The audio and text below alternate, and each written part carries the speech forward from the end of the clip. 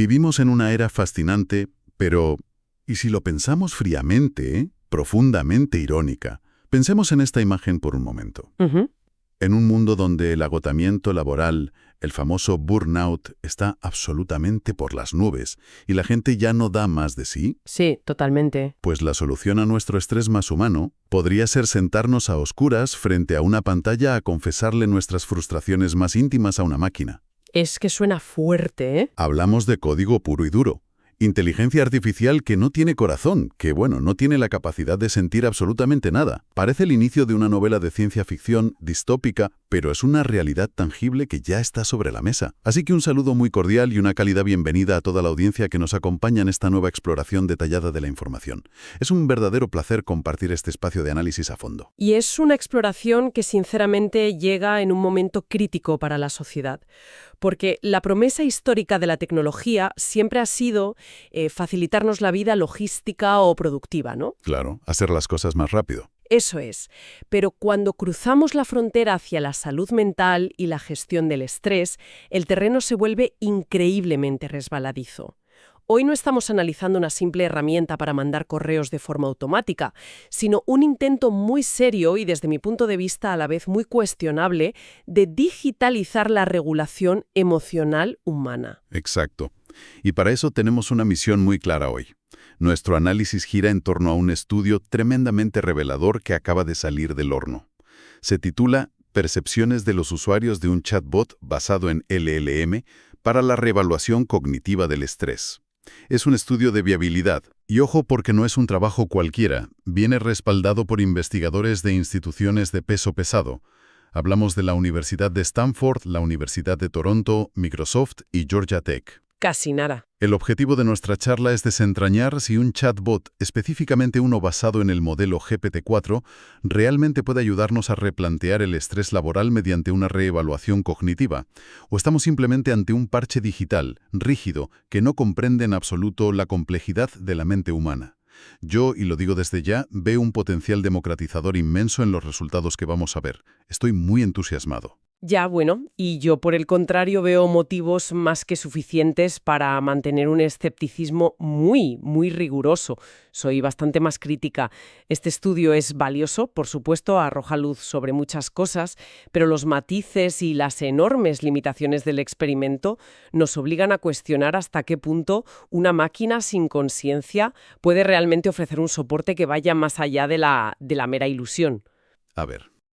La falta de empatía real, de carne y hueso, no es un detalle menor cuando hablamos de sufrimiento psicológico en un entorno laboral que ya de por sí puede ser muy hostil. Vale, vamos a desglosar esto desde la base para que nadie se pierda. La reevaluación cognitiva es un concepto fundamental en psicología, que está superligado a la terapia cognitivo-conductual. Básicamente, no se trata de cambiar el problema en sí. Claro. Todos sabemos que no podemos hacer desaparecer por arte de magia a un jefe hiperexigente o una fecha límite imposible. De lo que se trata es de cambiar cómo interpretamos ese problema para reducir el impacto emocional que nos causa. Ujú. Por ejemplo, en lugar de ver un fracaso puntual en una presentación como, no sé, el fin del mundo y la ruina de una carrera, la reevaluación te ayuda a verlo como una oportunidad de crecimiento o un simple bache. Es reestructurar la forma en la que pensamos. Totalmente de acuerdo. La teoría subyacente es impecable y está más que validada por la ciencia. Se sabe perfectamente que las personas que logran utilizar la reevaluación cognitiva de forma habitual presentan menores niveles de depresión y ansiedad a largo plazo. Hasta ahí, ¿todos de acuerdo? Sí. Sin embargo, la crítica seria debe dirigirse a las herramientas digitales de salud mental, las famosas DMH, que hemos tenido hasta la fecha. Han sido, por decirlo suavemente, deficientes. Sí, aquellas aplicaciones que parecían un menú telefónico del manco. Pulsa uno si estás triste. Exactamente eso. Se basaban en respuestas pregrabadas, en árboles de decisión muy limitados y en plantillas súper rígidas que ignoran por completo la asombrosa y caótica complejidad de cómo nos expresamos los humanos. Si un usuario en medio de un ataque de ansiedad da una respuesta a medias, O cambia de tema. eso es, o mezcla problemas de casa con problemas del trabajo en una sola frase, esos sistemas antiguos fallan estrepitosamente. Básicamente te obligan a encajar tu dolor en una caja predefinida por un programador. Y eso genera más frustración que alivio. Como el GPT-4 que usaron en este estudio. A diferencia de esos guiones antiguos y torpes que mencionas, el LLM tiene una capacidad asombrosa para adaptar la conversación sobre la marcha. Puede mantener la fluidez de una charla casi humana sin perder en ningún momento la estructura clínica que hay por debajo. Es como tener un andamio invisible que sostiene la conversación y te guía sin que te des cuenta. Bueno, un andamio que, como veremos luego en los datos de las propias encuestas, a veces aprieta demasiado y se siente súper artificial.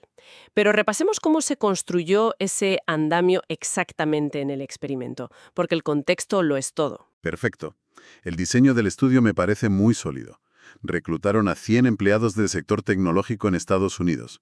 Un dato vital es que eran personas con niveles de estrés moderado, no clínico. Importante ese matiz. Muy importante.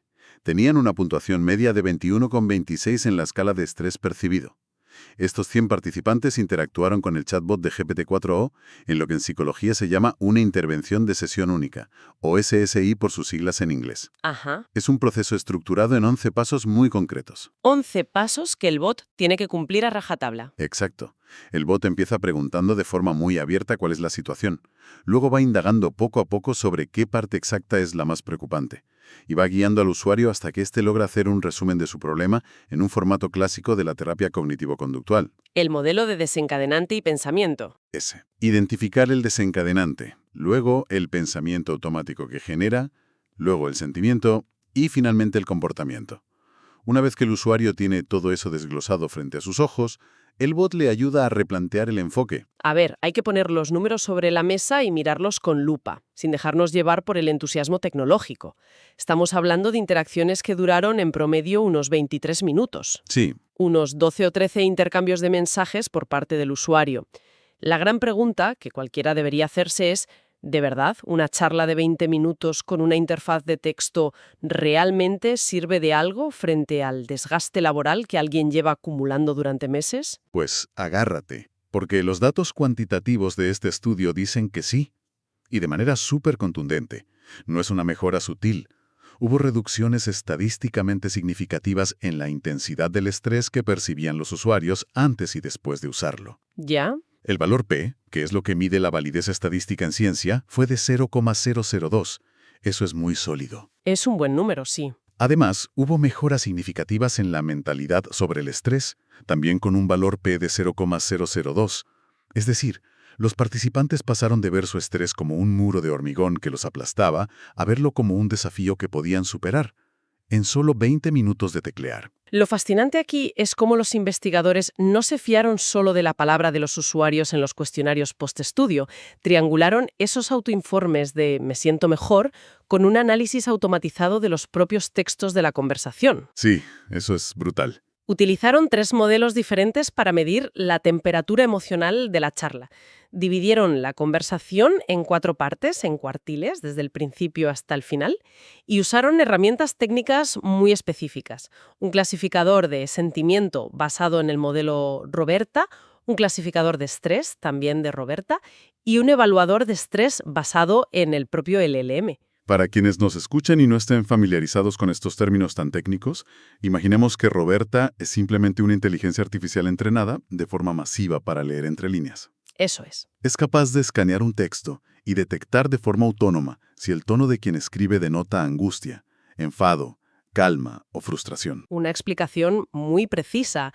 Y sí, al utilizar estos termómetros emocionales, es cierto que los 3 modelos mostraron caídas constantes del sentimiento negativo y del nivel de estrés desde el primer cuartil, cuando la persona empezaba a desahogarse, hasta el último cuartil, cuando ya estaban replanteando el problema. Es una curva de enfriamiento emocional muy clara. Es una confirmación totalmente objetiva de que la intervención estaba funcionando en tiempo real. A medida que escribían, su carga emocional bajaba. Es alucinante. Es interesante, sin duda. Sin embargo, hay un detalle técnico en el documento que francamente desarma un poco la idea de que la IA es mágica o tan fluida como decías antes. Los propios autores señalan que el modelo predeterminado de GPT-4o, tal cual viene de fábrica, no sirve para esto. Bueno, ¿tuvieron que ajustarlo? Requirió un trabajo de ingeniería de prompts, es decir, de instrucciones ocultas para la máquina extremadamente específico y complejo. Tuvieron que atarlo en corto para que no se desviara del tema clínico. Exactamente. Tuvieron que programar al bot de una forma muy particular. Antes de que el bot le respondiera al humano, generaba una respuesta interna, la evaluaba contra la estructura clínica de los 11 pasos, la corregía si veía que se había puesto demasiado creativo o empático y solo entonces se la mostraba al usuario. Claro, para mantener el rigor. Sí, pero el sistema natural del LM tendía a perder el hilo clínico al intentar adaptarse demasiado a las quejas del usuario. Así que bajo el capó, esta máquina estaba fuertemente restringida para fingir naturalidad clínica sin perder el rumbo. Pero fíjate que esa atadura clínica, esa estructura rígida por debajo, es precisamente lo que los usuarios más valoraron en el análisis cualitativo. ¿Tú crees? Sí, y aquí es donde los testimonios le dan vida a los números fríos que comentábamos. La gente celebró muchísimo lo que llamaron la reflexión estructurada. Muchos compararon la experiencia con llevar un diario íntimo, el famoso journaling, pero con una guía activa. Ya, el efecto de escribir. Eso es.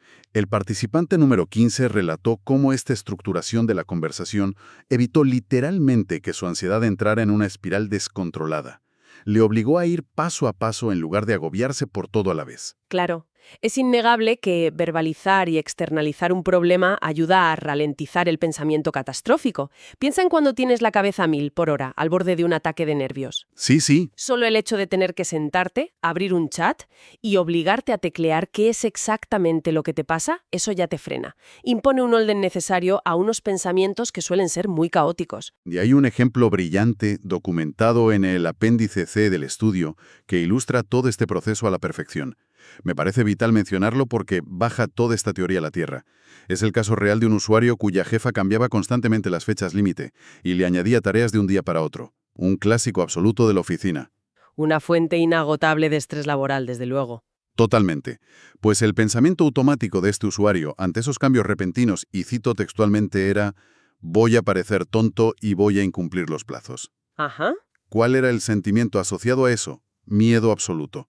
Y el comportamiento resultante: en lugar de hablarlo, el usuario evitaba a su jefa por completo. Dejaba de comunicarse, se saltaba la hora de comer e intentaba solucionarlo todo solo, sobrecargándose. ¿El bucle clásico de la ansiedad? Exacto. A través de estos 11 pasos, el chatbot le ayudó a desgranar esto.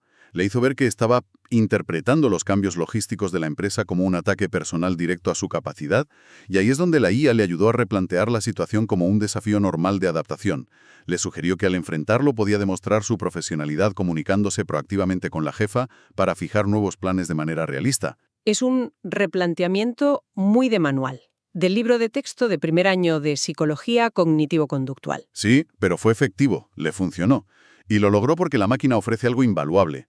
Y ojo, aquí es donde se pone realmente interesante la cosa. La máquina ofrece un espacio absolutamente libre de juicios.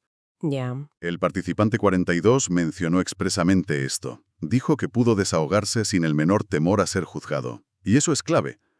Pensemos que en la vida real existe una presión social brutal al quejarse. Es cierto. Si vas a recursos humanos, temes por tu puesto. Si se lo cuentas a un compañero, temes parecer débil. Si llegas a casa y descargas todo, temes agobiar a tu familia. El bot es un espacio seguro precisamente por su propia artificialidad. Nadie te juzga porque, literalmente, no hay nadie al otro lado. Esa artificialidad es un arma de doble filo, y aquí es sumamente necesario frenar un poco el entusiasmo, porque los investigadores fueron honestos y dedicaron una buena parte del análisis cualitativo a documentar las deficiencias, las quejas y las profundas tensiones de diseño del sistema. No todo fueron epifanías de 20 minutos y reducción mágica del estrés. A ver, claro que hubo fallos. Y estas fallas nos hablan mucho de lo que somos como seres humanos. Empecemos por la primera fricción clara que detectaron, la constante batalla entre la estructura clínica y la necesidad de naturalidad. Te refieres a cuando el bot se volvió un poco pesado, ¿verdad? Más que pesado, se sentía robótico y frustrante, a pesar de todos los esfuerzos por disfrazarlo. El participante 75 declaró abiertamente que la interacción no era humana y que parecía estar siguiendo un guión completamente artificial. Sí, hubo quejas de ese tipo. Y otros usuarios, como el participante 96, expresaron una gran frustración por las repeticiones molestas. Porque claro, el bot, en su afán por cumplir religiosamente sus 11 pasos, a veces le pedía al usuario detalles que éste ya le había proporcionado de forma implícita 2 o 3 mensajes atrás. Claro, te rompe el ritmo. Esa fricción, ese, ya te lo he dicho, rompe por completo la magia.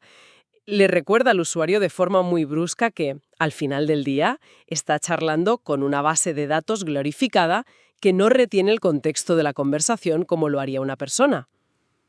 A ver, es cierto que el equilibrio en el diseño de estos sistemas es súper delicado. Si le das muchísima libertad conversacional al modelo para que sea fluido, pierde la estructura terapéutica y se convierte en una charla de bar. Si lo ciñes demasiado a los pasos clínicos, resulta redundante o poco empático. Es un reto técnico gigante. Pero hay una segunda fricción que, a mi juicio, es muchísimo más preocupante, especialmente si pensamos en cómo se diseñan las intervenciones en el ámbito laboral. Es lo que podríamos llamar el falso idealismo de la IA. El falso idealismo. Sí, el participante 36 hizo una crítica mordaz y creo que dio en el clavo con muchísima razón. Señaló que el chatbot está programado bajo la asunción fundamental de que todo el mundo en la oficina es razonable, colaborativo y busca el bien común. Claro, asume un entorno de trabajo sano por defecto. Exacto. Y ignora por completo que existen dinámicas de poder tóxicas, complejas y a menudo maquiavélicas en el mundo corporativo real. Cuando el estrés de un empleado proviene de un entorno sistemáticamente abusivo, de un jefe que hace mobbing o de compañeros que actúan de mala fe, pedirle a ese usuario que cierre los ojos y replantee el problema como una oportunidad de crecimiento personal roza la positividad tóxica. Sí, te entiendo. Es casi un insulto a su inteligencia. Entiendo perfectamente el punto y es una crítica muy válida. Obviamente, el modelo de lenguaje no puede enviar un correo para despedir a un jefe tóxico, ni puede cambiar la cultura de la empresa. Solo puede trabajar sobre la reacción interna del individuo frente a ese entorno inamovible. Ya, pero Pero es verdad que para algunos participantes del estudio, como el número 94, eso era agotador. Comentó que tenía que explicarle demasiados matices sociales a la máquina para que entendiera que la situación en la oficina no era tan sencilla como el bot asumía. Y claro, tener que educar a tu propio terapeuta digital generaba cansancio. y eso nos lleva directamente a la tercera gran fricción documentada en el estudio, que a mi parecer es el núcleo del debate ético y psicológico de toda esta tecnología. Hablo de la empatía artificial. Esto plantea una pregunta importante sobre la naturaleza misma del consuelo humano. Este punto es fascinante. Es que el participante 14 lo resumió de una forma brillante y lapidaria, diciendo que imitar la empatía es molesto.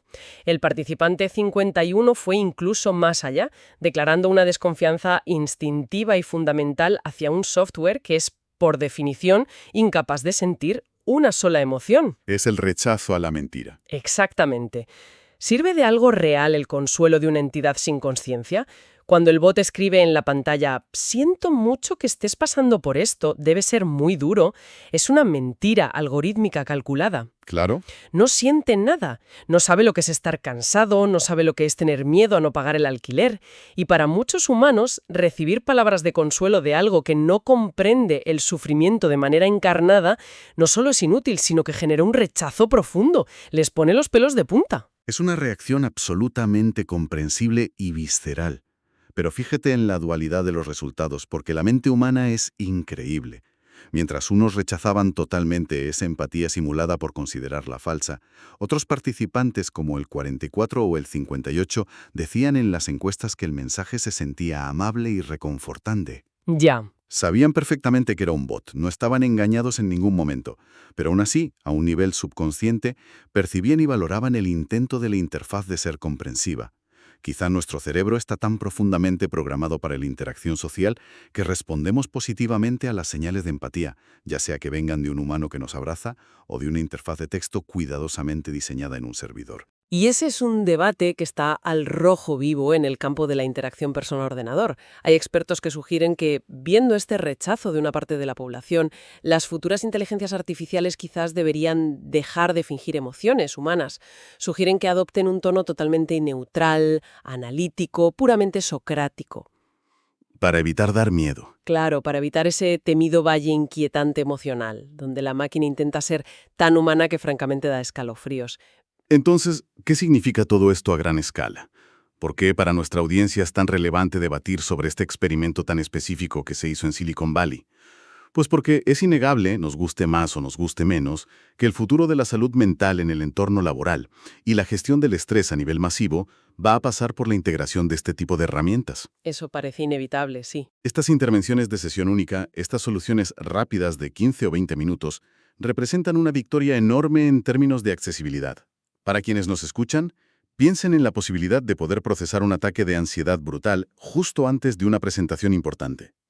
En cualquier momento del día, de forma totalmente privada y sin listas de espera de meses para ver a un especialista en la sanidad pública. Es una escalabilidad que el sistema tradicional de salud mental simplemente no tiene la capacidad de igualar hoy en día. A ver, si conectamos esto con el panorama general de la salud ocupacional, no podemos negar su utilidad táctica inmediata. Como herramienta de triaje o como un botiquín de primeros auxilios emocionales, tiene un valor indiscutible. Exacto. Permite, como vimos en los datos, enfriar el sistema nervioso en el momento agudo del estrés. Sin embargo, y basándonos estrictamente en las limitaciones advertidas en el propio estudio sobre la positividad tóxica, hay un peligro inmenso de individualizar problemas sistémicos. Culpar al individuo en lugar de al entorno. Ese es el gran riesgo. El estrés laboral crónico, el burnout real, rara vez es solo un problema de mala percepción individual. A menudo requiere intervenciones a nivel grupal u organizacional. Hablamos de cargas de trabajo irracionales, liderazgos destructivos, culturas de hiperconexión donde se exige responder correos a las 11 de la noche. Aislar al empleado en un cubículo con un bot para que replantee su estrés es una salida tremendamente cómoda y barata para las grandes corporaciones. Se lavan las manos. Así pueden evitar hacer el trabajo difícil de arreglar las raíces estructurales del problema en la oficina. Es una advertencia que, sin duda, cualquier departamento de recursos humanos debería tener muy presente. La herramienta debe complementar el bienestar organizativo, no convertirse en un sustituto barato para encubrir malas prácticas corporativas.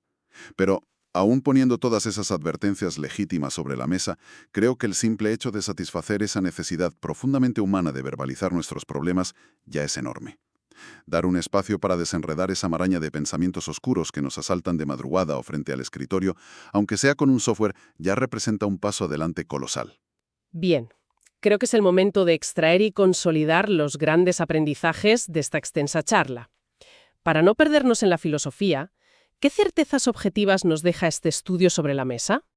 Y esto, basándonos estrictamente en los datos estadísticos que revisamos, la reevaluación cognitiva estructurada mediante modelos de lenguaje grande ha demostrado ser capaz de reducir el estrés agudo percibido a corto plazo. No es un mito. Es viable y funciona para atenuar la intensidad emocional en situaciones de estrés moderado en apenas 20 minutos. Segundo, y esto es crucial para desmitificar un poco la tecnología, el valor principal percibido por los usuarios no residía en la supuesta magia pensante de la inteligencia artificial, residía casi exclusivamente en la validación neutral y sobre todo en la obligación mecánica de estructurar los propios pensamientos. Es el famoso efecto diario que decías. Sí. La herramienta funcionaba de manera efectiva más como un espejo ordenado que te obliga a frenar que como un oráculo de sabiduría que te da consejos magistrales.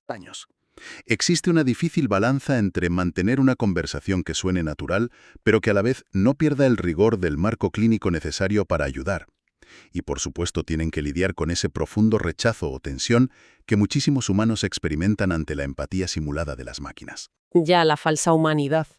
Tarde o temprano, la industria tendrá que definir de forma transparente cuál debe ser el verdadero rol emocional de la IA en nuestras vidas. Queda meridianamente claro que introducir un LLM en un proceso pseudoterapéutico no es simplemente conectarlo a una API y dejarlo hablar. Requiere un andamiaje técnico, psicológico e instructivo enorme para evitar que el modelo descarrile, repita obviedades o emita juicios perjudiciales frente a situaciones corporativas complejas. Ha sido un análisis realmente profundo sobre los límites actuales de la tecnología y los rincones más vulnerables de la mente. Para cerrar esta inmersión dejamos una reflexión inquietante que ha estado flotando en el aire durante todo el debate y que aún no tiene una respuesta definitiva en la sociedad. Si una máquina compuesta únicamente de servidores, sin alma, sin latido y sin sentimientos reales, puede lograr disminuir nuestra frecuencia cardíaca y nuestra ansiedad con tan solo hacernos las preguntas correctas en el orden correcto, ¿significa eso que la empatía humana y la conexión real están un poco sobrevaloradas a la hora de resolver problemas inmediatos? Buena pregunta.